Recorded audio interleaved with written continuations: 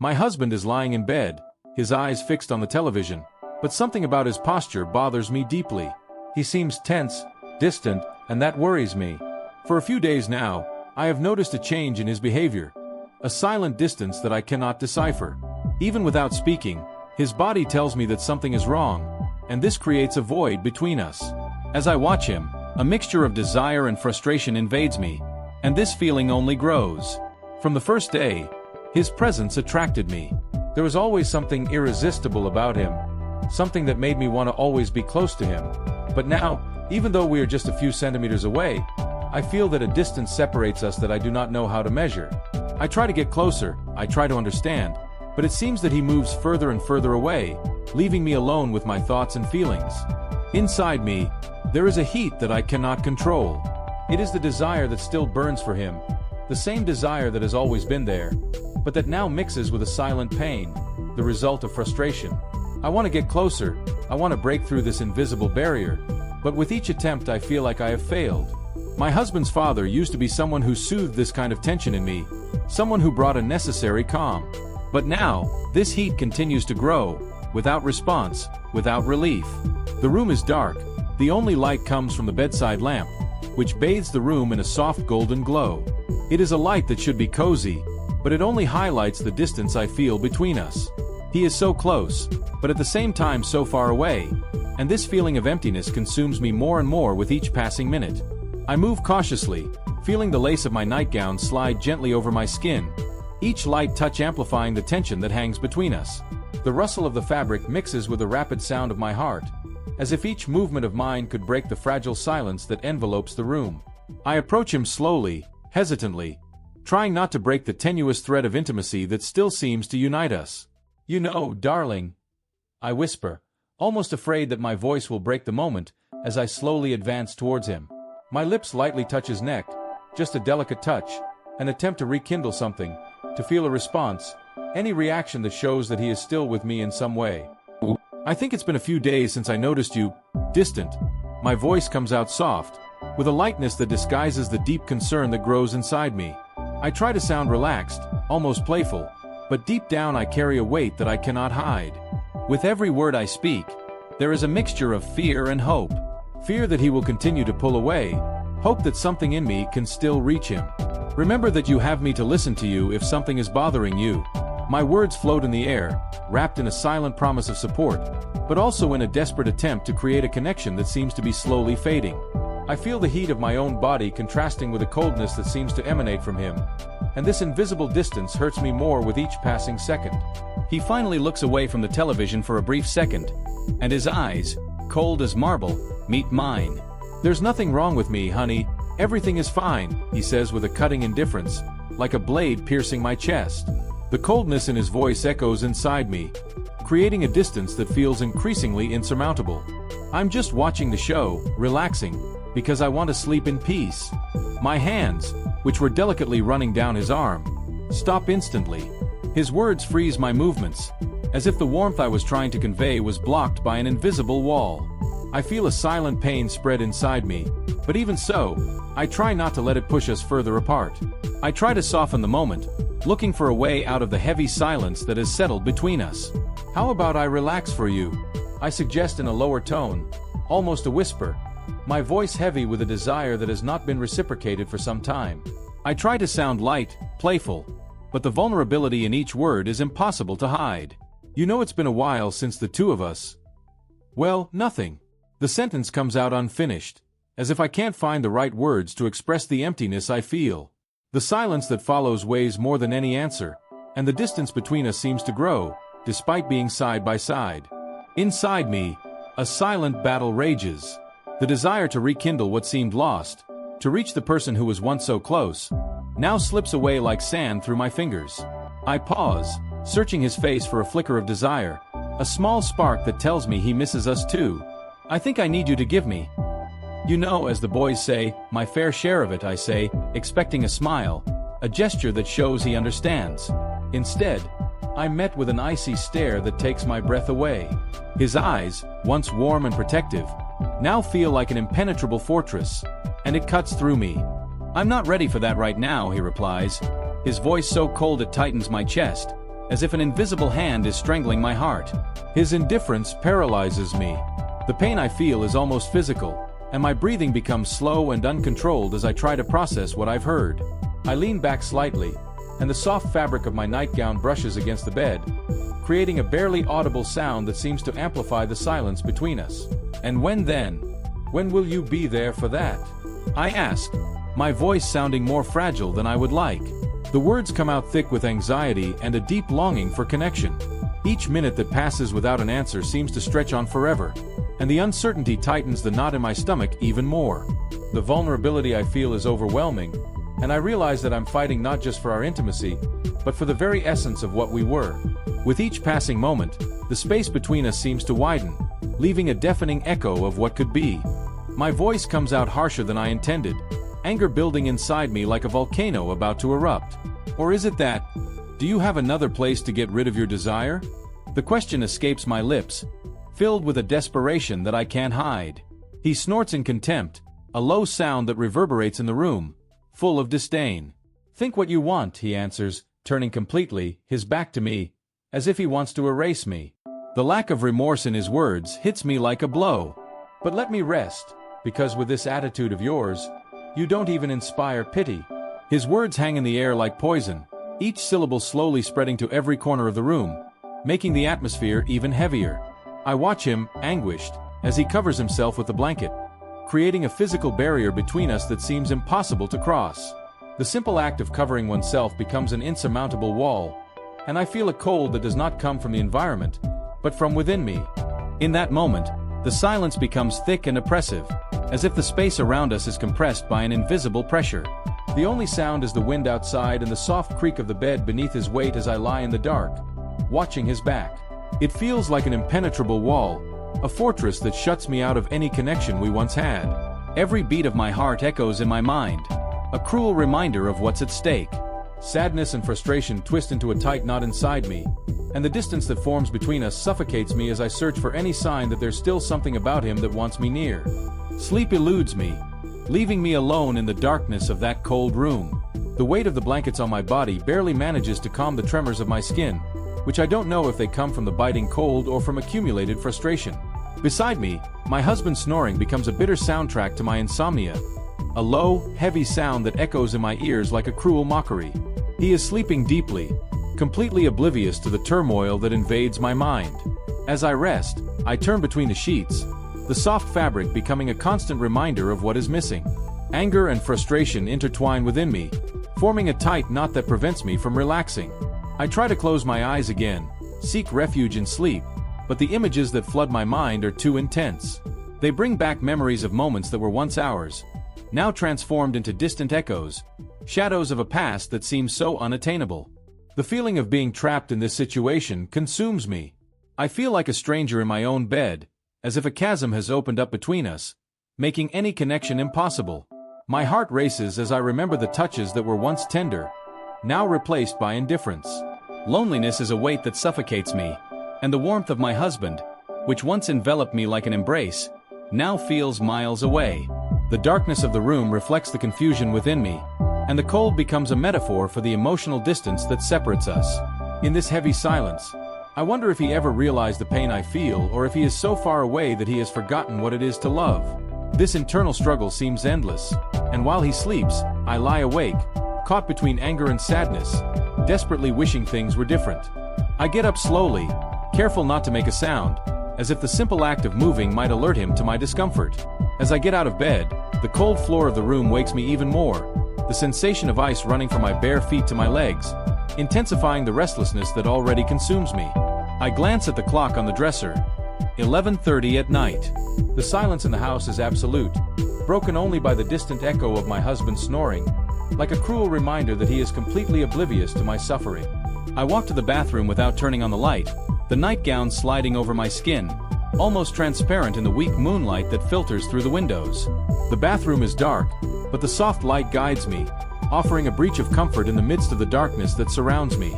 I close the door behind me with a soft click, which resonates louder than I expected in the oppressive silence. I don't stay inside long, but as I step outside, I feel that something in the atmosphere has changed. The light in the hallway suddenly turns on, bathing the floor in an unexpected glow. I stop, paralyzed in the doorway, my nightgown clinging to my body due to the humidity in the air, as if the atmosphere itself is aware of my state. And there, about 10 feet away from where I am, I see him. My husband's father is motionless, his eyes fixed on me for a second that seems eternal. A shock wave runs through my body, mixing surprise and a hint of fear. His gaze is piercing, and in that instant, the silence becomes almost palpable. The vulnerability I feel is overwhelming. I'm exposed under his observation. My mind is buzzing with questions. What is he thinking seeing me like this, alone in the dark? Is there something more between us that I can't understand? The discomfort of the moment turns into a whirlwind of emotions, while the distance that separates our worlds becomes more evident. The cold of the hallway contrasts with the heat I feel growing inside me, a confusion of feelings that prevents me from moving. My heart starts beating faster, not out of fear, but out of sudden awareness of my body, exposed beneath the thin fabric of my nightgown that, in the light, hides nothing. I feel each beat as if it echoes through the room, the intensity making me realize how vulnerable I am. He doesn't say anything, just watches me for a moment that seems to drag on, his eyes investigating every curve, before turning abruptly to the wall. His rejection hits me like a blow, and my breathing becomes erratic, while an uncomfortable heat invades my cheeks. My mind begins to wander between reality and fantasy, and I search for the right words, but they seem to elude me. "Oh, father-in-law," I say softly, trying to sound casual, although my voice trembles, betraying the insecurity I feel. This trembling scares me. A knot forms in my stomach, a mixture of embarrassment and an inexplicable desire to break the tension that surrounds us. "But, please, stay like this while I go through." The phrase comes out almost like a request, and even without looking at him, I feel the gravity of the moment. He nods, but doesn't say a word. The silence between us is thick, heavy, broken only by the hum of the fluorescent light in the hallway, as if the universe is waiting. The heat I feel isn't just physical. It's a combination of tumultuous emotions, of a forbidden attraction that becomes palpable in the air. Each second that passes carries an emotional charge, a strange connection that fluctuates between desire and the need for distance. In this instant, everything becomes a maze of complex feelings, where the line between right and wrong seems to fade. I walk quickly, feeling the weight of his presence behind me. My breath is heavy as I cross the space between us, a distance that, although physical, carries an almost palpable emotional tension. As I pass him, I feel the closeness of his breath, a mixture of heat and pressure that envelopes me. A subtle scent of cologne and wood floats in the air, reminding me of the strength he represents. He is a large, burly man, and his mere presence fills the hallway, making me feel small and vulnerable, as if I were standing in the middle of a storm I could not control. As I leave him behind, an unexpected whisper breaks the silence. It's so low that I almost think I imagine it. "I'm sorry. I didn't mean to see you like this." His words reverberate in my mind, and for a moment I hesitate. The sincerity in his voice resonates, awakening in me a wave of empathy, but I don't stop to respond. What would I say? I keep walking until I reach my room, where the sound of my husband's snoring remains unchanged, a reminder of normality that now seems distant. The door closes behind me, and the silence of the room is a relief, but also a prison. Inside me, a battle is raging. The attraction I feel for him, mixed with guilt and the desire to escape this situation. My mind is agitated, analyzing every detail, every sensation that still echoes from the hallway. The night drags on, and what should have been a refuge now turns into an emotional battlefield, where feelings clash in a restless dance. I close the door softly behind me, leaning against it as I try to calm the whirlwind of thoughts that assault me. My skin is still crawling, but now I don't know if it's from the cold or from what just happened. A mix of confusion and desire settles in my heart. The next morning, I wake up to the already automated routine, a familiar dance that I prepared for my husband's breakfast. Each step is a ritual that I hope will ease the invisible tension that has hung in the air for the past few days, like a weight I can't explain. The clink of cups in the sink and the soft rustle of bread in the toaster break the silence, but the music in the house doesn't manage to ease the uneasiness I feel. When I hear the footsteps approaching the door, my heart skips a beat. I turn to him with a smile, but the hollow feeling in my chest whispers that something isn't right. He walks into the kitchen, but doesn't even bother to look at me. His indifference is like a blow, and frustration begins to rise. "May I get it?" I ask, trying to make my voice sound light, almost carefree, as I reach for the coffee pot. But inside, I'm a wreck. His answer is a shadow that cuts through me, and I wonder if he notices the distance that's growing more and more unbearable between us. Every movement becomes a reminder of the intimacy lost, while I try to hold myself together, disguising the pain with smiles that now feel hollow. The coffee may be hot, but the atmosphere between us is frozen, and I long for a sign, a word, anything that might rekindle the connection we've been missing. The hot steam rises slowly, and the familiar aroma of freshly brewed coffee fills the air, but the familiarity feels distant. "That's not necessary, I have hands too," he replies with a coldness that cuts like a knife, sitting down at the table without even looking away from me. My stomach sinks, a wave of despondency hits me. The sight of him, so close yet so inaccessible, causes me intense pain. "Darling, what's wrong with you?" I ask, trying to unravel the icy distance that creeps between us. My heart pounds in anticipation of an answer, but the lack of emotion in his eyes leaves me speechless. I feel the space around us narrowing, the invisible tension building. It has now faded into shadows. The coffee bubbles in the pot, but the heat I feel is not enough to warm the cold that has settled between us. I am lost in a sea of emotions, trying desperately to understand what separated us, while the routine continues, but my heart cries out for something that seems out of reach. The creak of the chair as it moves is the only answer I receive, a sound that resonates like an echo of growing discontent. Then, he launches another verbal dagger, wounding me deeply. "Don't call me darling. It's even irritating to hear your voice," he says, his fingers drumming nervously on the table, as if his impatience is manifesting itself in each beat. "The fact that you said that to me gives me something." His confidence in his words hits me like a slap, and I feel the anguish build up inside me. I swallow hard, the dry sound echoing in my throat. For a moment, the world around me seems to stop. The coffee pot still drips, and the clock continues its incessant ticking, but inside me, something slowly breaks, like glass shattering. "I just want you to be happy," I reply quietly, holding the butter in my hand, but it no longer seems to have a purpose. The weight of his indifference presses down on me, as if I were carrying a mountain on my back. The warmth of the melted butter between my fingers is no comparison to the cold that invades my heart. Every unspoken word between us becomes a wall, rising higher with each second. I search his eyes for a sign that there is still something there, but I find only an abyss. The table between us is a battlefield, and I am struggling not to let myself succumb to the pain of rejection. The silence becomes deafening, filling the space that used to be warmed by laughter and conversation. My heart flutters, but my hands tremble, unable to act. I am trapped in a cycle of love and despair, trying to find a way out, while the shadows of what we were continue to haunt every moment we share. My vision blurs, confused, as I try to comprehend what he just said. "Well, don't say anything," he interrupts me abruptly, standing up from the table.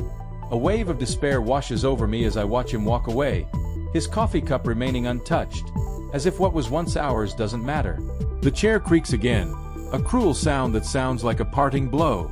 I want to continue the conversation, to explain, maybe even to beg him, but the words get stuck in my throat, choked by the knot of incomprehension that grows with each moment. "I told you not to do anything," he repeats, his voice cold as he picks up his jacket from the chair in the dining room. What I really want is for him to look at me, to see the pain his indifference causes me. He heads for the door, and the echo of his footsteps resonates on the tiled floor, like a sign that something is breaking between us. The silence in the kitchen becomes deafening, heavy and oppressive, interrupted only by the sound of a spoon falling to the floor, a sound that seems so small and insignificant compared to the avalanche of emotions I am feeling. My heart races, and a deep anguish engulfs me. The love we once shared has now become an empty space, an insurmountable distance that leaves me scared and alone. The sense of loss is almost palpable, and I wonder if we will ever be able to go back to what we were. But right now, all I can do is watch as he walks away, taking with him the hope I so longed for. "And you're not waiting for me tonight?" he continues, and his high-pitched tone begins to sound strange, distant, like an echo that reverberates in my mind. "I'll be late, or maybe not until tomorrow." The closing of the front door echoes in my ears, like a sentence. Then I hear the kitchen door open and, on impulse, I hurriedly wipe the tears away with the back of my hand. But it's impossible to hide my red eyes and tense face. My father-in-law enters with a firm step. I try to avoid his gaze, but even so, I know he has noticed my state. "I heard what happened," he says in a low, almost whispering tone, as if he wants to spare me the embarrassment. "I'm so sorry you had to go through this, but don't worry, there's a solution." His tone is calm and protective, and it hits me like a bomb in the midst of the pain. The father figure I've been longing for is there, my constant support, my refuge in the midst of chaos. He becomes my right hand in everything from small tasks to big decisions. Wherever I go, he's by my side. He carries bags at the grocery store, keeps me company on long, lonely afternoons, and makes me laugh when it seems impossible. His presence is a relief in the midst of the emotional storm I'm facing. Every word he says reminds me that I'm not alone, even though my husband has distanced himself. The way he cares makes me wonder, could this connection turn into something more? The mix of gratitude and confusion envelopes me, and as I follow his footsteps through the kitchen, the line between support and desire begins to blur. A few weeks later, we're at the grocery store. He pushes the cart while I inspect the labels on the products, lost in thought. Suddenly, a strange man approaches, smiling broadly and familiarly. "Man, it's been a while," he greets, extending his hand to my father-in-law. "I didn't know you had remarried. Let me tell you, you make a very good couple." His words echo, and my stomach turns. "You're a lucky guy. What I wouldn't give to have your luck." The man's laughter spreads through the aisles, and I freeze, unsure of how to react. My father-in-law smiles, but there's an unease in his gaze. After a quick goodbye, silence settles between us as we walk to the car. When he starts the engine, the silence is palpable. "My friend's ideas, right?" he says, his tone light, but there's something in his voice that makes me realize he doesn't like those words. I settle back in my seat and look out the window, watching the city lights begin to twinkle in the distance. "Well, yes, but I truly believe you deserve to rebuild your life," I reply, more sincere than I expected. "He's a great man and would make any woman around him happy." My heart clenches as I say this, as a new connection begins to blossom between us, full of possibilities and fears. Watching the city lights begin to flicker in the distance, I feel my heart race. "Well, yes, but I truly believe that you deserve to rebuild your life," I reply, letting out a truth that felt trapped inside me. "He is a great man and would make any woman around him happy." A sigh escapes his lips as his fingers drum nervously against the steering wheel. "That's the problem," he mutters, almost to himself. "I don't want to make just any woman happy. There's one in particular, but she's so far away from me." A shiver runs down my spine, and the air in the car seems to thicken, as if his words have changed the atmosphere around us. I try to remain calm, but my palms start to sweat. "And who is this lucky woman? Does she live in another city or another country?" I ask, trying to sound nonchalant, but curiosity pounds in my chest. He laughs, a short, dry laugh, looking away from the road for a moment, only to catch sight of me out of the corner of his eye. My heart races, a mix of anxiety and hope welling up in me. What does he really feel? What's at stake between us? Let's leave it at that. There are things that are better left alone. His answer makes me uneasy, as if a shadow is hanging over us, something unsaid floating in the air. Morality tells me to retreat, but my racing heart pushes me forward. Bracing myself for what I'm about to say next, I realize that the words I'm about to say could change everything. "Father-in-law, do you remember the other night you met me in the hallway? The tension builds between us, palpable and electric." "Of course I remember," he answers almost immediately, and it surprises me. The words leap from my lips unfiltered. "Well, I don't know if you liked what you saw." His eyes lock on me, so intense that I have to look away, feeling heat rise to my face. With a barely perceptible smile, he answers, "I think anyone who is." What does he mean? What does this mean for us? My heart races, each second stretching out, as the possibilities unfold before me. "Oh, you would be more than happy with what they saw." "Of course I liked it very much. You are a very beautiful woman." The silence that follows is charged, almost electric. The car's engine revs louder as he drives, veering off his usual path. The landscape outside changes, and I realize we're headed to an unfamiliar place, a place we've never been together. Where is my father-in-law taking me? The question arises, though part of me already knows the answer. He smiles, and his voice softens, almost seductive. "Where you and I wanted to go for a few days." The air grows heavy, and the words disappear, replaced by a palpable tension. We have reached a place where everything that was left unsaid becomes action, where the weight of our respective traditions seems to melt away in the heat of the moment. I feel my heart race, excitement and anxiety mingling. What will happen now? Desire and fear dance within me, as the line between right and wrong becomes ever more blurred. We have gone to the last corner of our being, where neither my husband nor his absence have a place. The days that follow are a whirlwind of emotions. I leave my husband. He has already found someone else, and I do not want to prolong the inevitable. I leave as I came, full of pleasure, but with my heart full of conflicting emotions. My father-in-law still seeks me out from time to time, but something inside me has changed since that first time. What seemed like a solution, a way to ease my pain, ends up creating a deeper wound. Each message from him brings a mix of joy and guilt, as if the memories of the passion we shared have turned into a dark alley of my betrayal. And although he is a wonderful man, I no longer care for him as I used to. I feel like I am losing something precious, as if each shared laugh is a reminder of a happiness that I can no longer recapture. Deep down, I know that the weight of our decisions always comes to us. The freedom I sought feels more like an emotional prison, and the initial euphoria now dissolves into an anguishing void. If you like my story, subscribe to the channel, as there will always be stories on the channel that can help you. Thank you.